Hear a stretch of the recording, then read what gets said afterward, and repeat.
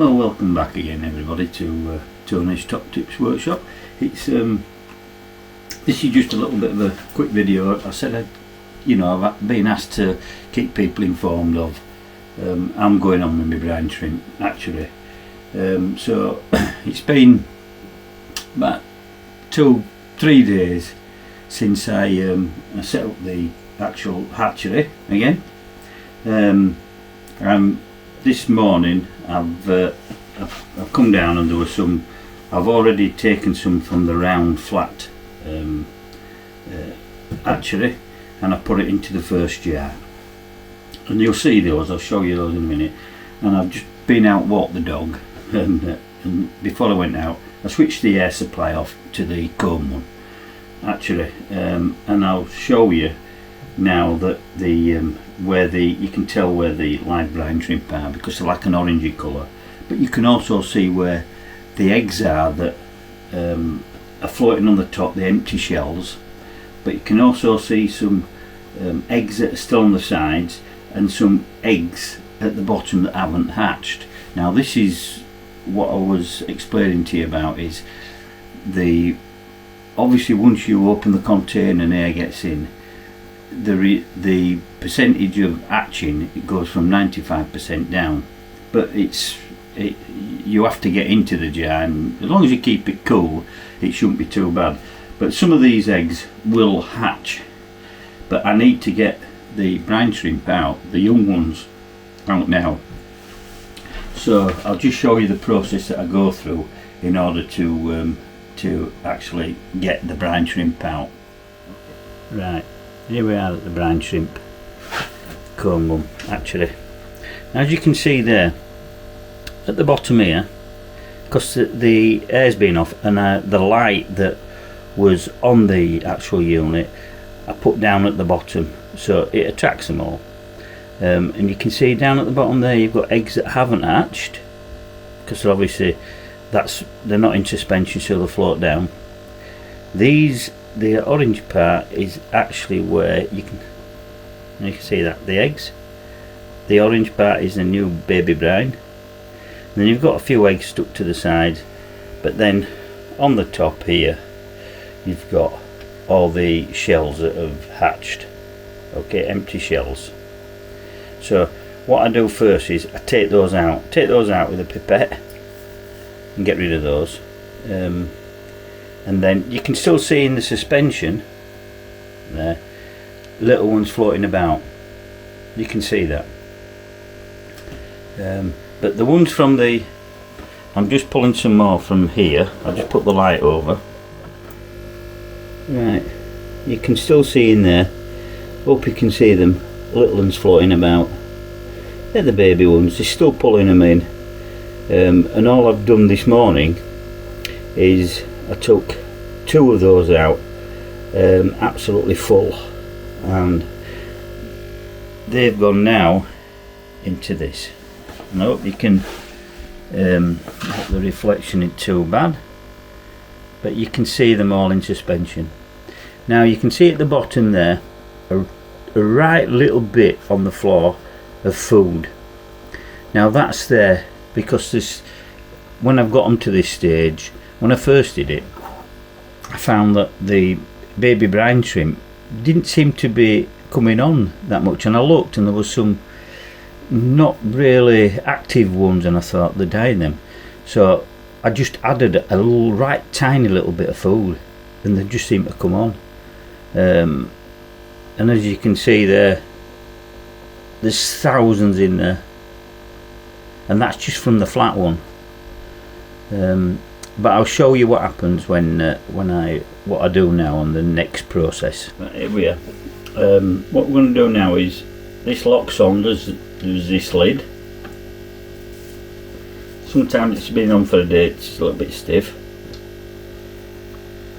You can see all the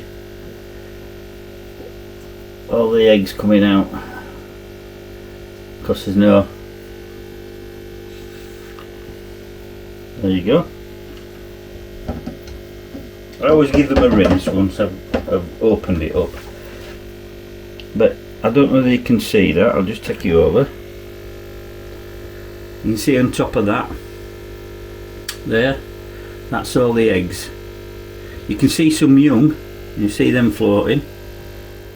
Right, and what I'm doing now is, with this pipette that you get with the, just go around and take as much as you can out. That's what I do. Don't be worried too much if you take a few little, because you can't get them all.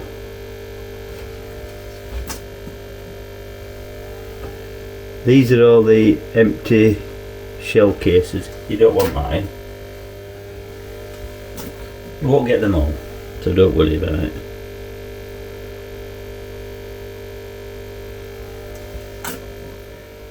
It's easy to pick them up from round the side, but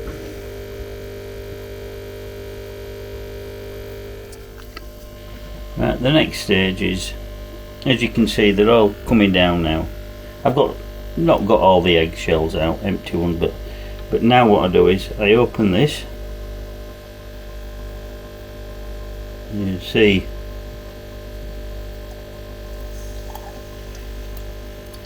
just be careful when you do this, because what happens is, you see the water's filtering them out, but what you find out is it, like airlocks, does this unit, because there's no vent hole from the top, so you've just got to be careful. And you can see now,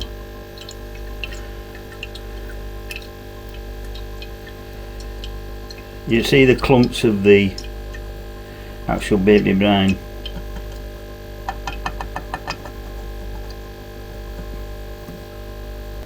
You see them? Just pull that away for you.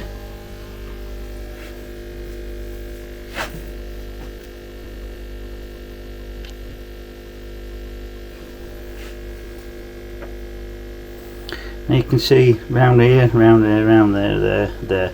That's all the baby brine. Okay, these in the centre, although there's some baby brine there, are the eggs that haven't hatched. When I first got the new canister of eggs, there were very little in there, but obviously they're dwindling down, but there's enough. And as you can see, now what I do then is take them from there into another container. Okay, I'll show you doing that.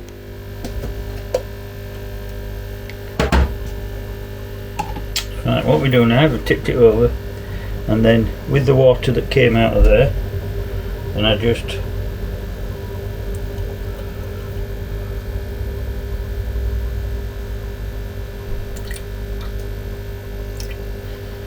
if you have to get some more water, that ain't the problem.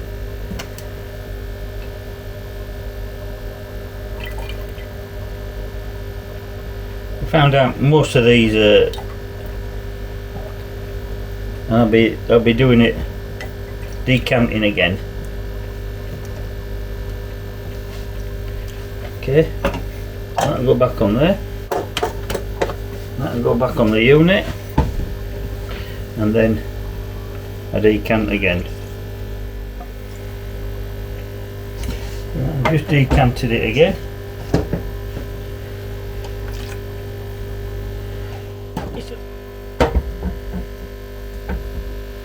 There's not many more live ones now.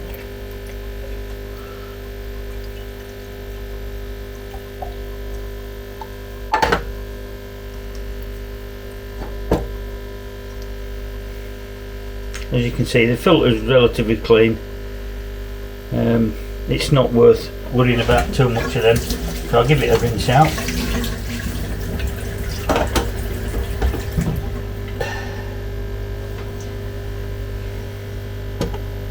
Back on there, and as you can see in there, you see that. So what I do now is, because that's the eggs will have settled to the bottom, is then I start taking, there'll be no shells because the shells are all still in the actual container. There are some fuel left in, but all this water will go back in there. If I have to make any top up, I will do.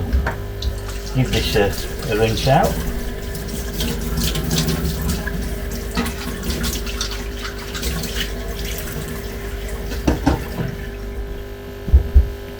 now what I'll do is to transfer them over to this one.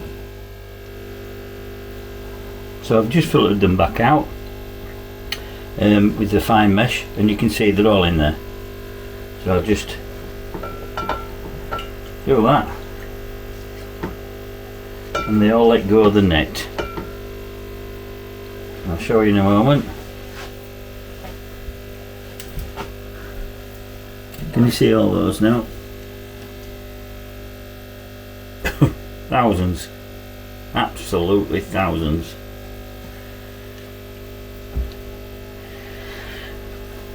And you'll see, we can see that inside there's still some live ones in there and the empty shells. So what I'll do with that is just gently pipette them out, and then that's it. So that's the process at the moment. All the water goes back in there. If I have to top up with a little bit of salt water, I will do. But as you can see now, there you go, back up and running. But that's it for this short video. So it's just showing you the next process. I've been asked to show it, and I hope other people try and do similar, because it is expensive. You know, copepods, brine shrimp, mysis, all your live food in little packets. You won't get them under £1. An average 120. Some at shops I've seen them at 165. And you can imagine if you're feeding a lot of fish. So it is something to think about. I'll show you the next stage when I've taken them into the big tank and they've started to grow on. I'll show you when they're starting to develop. You need to see them forming as brine shrimp. So I will show you that next stage, and we'll take it from there. So this is the end to this video. So like and subscribe. I will keep you informed, and I'm no expert on this. This is just the way I've done it, and it's working for me. It's worked for a few months now, and I'm really pleased with it. It's saved us a lot of money, and we probably wouldn't have done it if it hadn't been for getting the pipefish. But putting that to one side, it is beneficial. If you've got a marine tank, live food is always better than frozen food. Mix it up so they get frozen mysis, get frozen brine shrimp, but they get live brine shrimp now. And last night I put 20 bags of copepods in the tank again, so a healthy population of that. So until next time, from Tony's Top Tips Workshop, you be safe, you be careful, and bye for now.